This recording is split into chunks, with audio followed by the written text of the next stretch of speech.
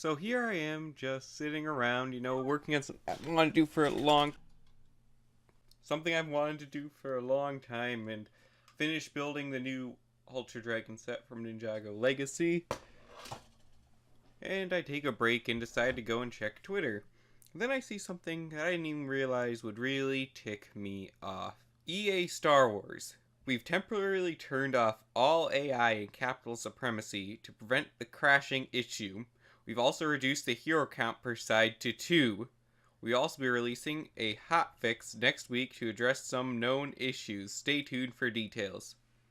Now, why does that make me so mad that I'm going to make a video about it? Well, here's the first issue. This game mode has taken, 9 months now? I believe it was E3 last year, which would have been June. Yeah, 9 months for completion. So why is that so horrible? 9 months to completion for one game mode. And that game mode doesn't even work properly. Me and my brother and Kevin, we tried to play it last night. We got in a round or two before it stopped working, and it was pretty fun. I wouldn't say it's absolutely incredible, but the map was pretty cool. The action was good. And then it stopped working. We kept getting kicked out every time a game would start, and we could not do it again. Apparently, these issues did not only pertain to us, but a large portion of the community. Why? You had 9 months to do this, and it doesn't work. I'm really perplexed at why this game is failing so badly. Let me get into what exactly I mean. When it first came out, Battlefront 2, I was one of the biggest defenders of the game. So many people were trashing microtransactions, pay to win, and I did not really think that was a big deal. I thought the game was still pretty fun at its core. As time went on, they spent months fixing what everyone was complaining about, and nothing else. So what was delayed were the new heroes like Grievous, Obi-Wan, Dooku, and Anakin. And those are some of the best heroes in the game, some of the most fun to play as. I really think they should have actually been from the beginning. That is all we've gotten besides this new game mode really since E3 last year. And the new game mode, on top of not working, is small. Like, there's only one map available. You have the new classes for both the CIS and the Republic, which are fun, and all, but they're only 2 new classes. And then you've got a couple of skins for Dooku, which I think came out yesterday. But that is it. We've waited all this time, and it doesn't even work. Honestly, when they first announced this game mode, I thought there would be air combat as well, like they have in Galactic Supremacy. But there's not. It's just capturing control points, which is fine. I've wanted that game mode, and I think it's a great addition. But why is that it?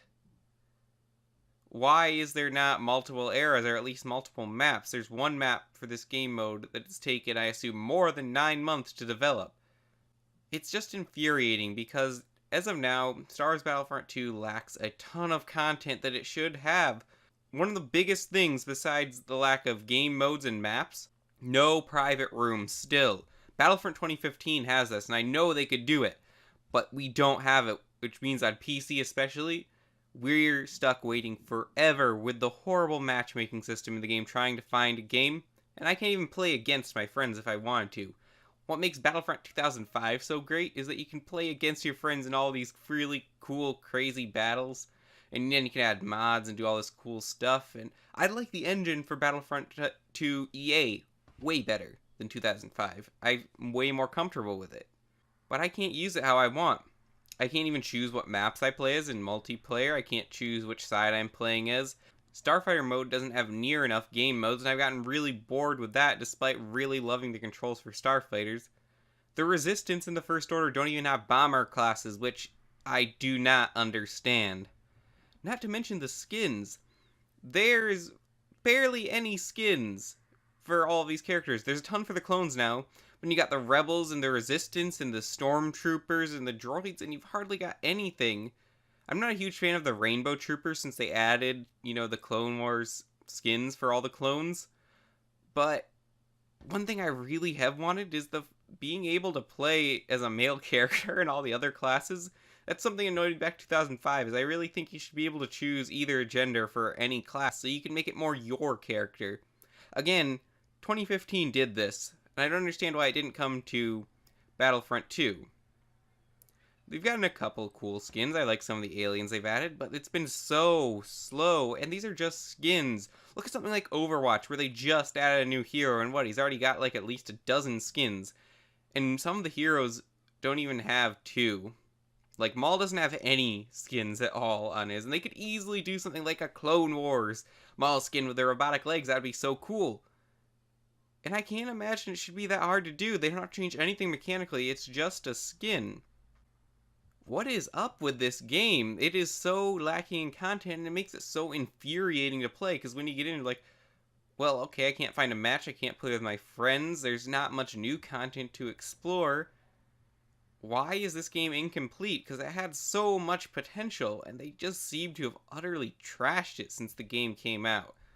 The only thing I can figure is after the lackluster sales, there's like a really small development team working on the game, but still, it makes me mad that I bought it so early, even though I did buy it on sale when The Force Awakens came out. The game has so much potential, and they've just wasted it. I don't know if they can save it right now. The PC community is basically dead most of the time, and you can't get into most of the game modes. I don't know what's going to go on in the future. I really think EA needs to lose the Star Wars license, but Disney's not doing anything about that anytime soon. So right now, I'm just mad at them, and they rightfully deserve to be called out for the mess that this game has become.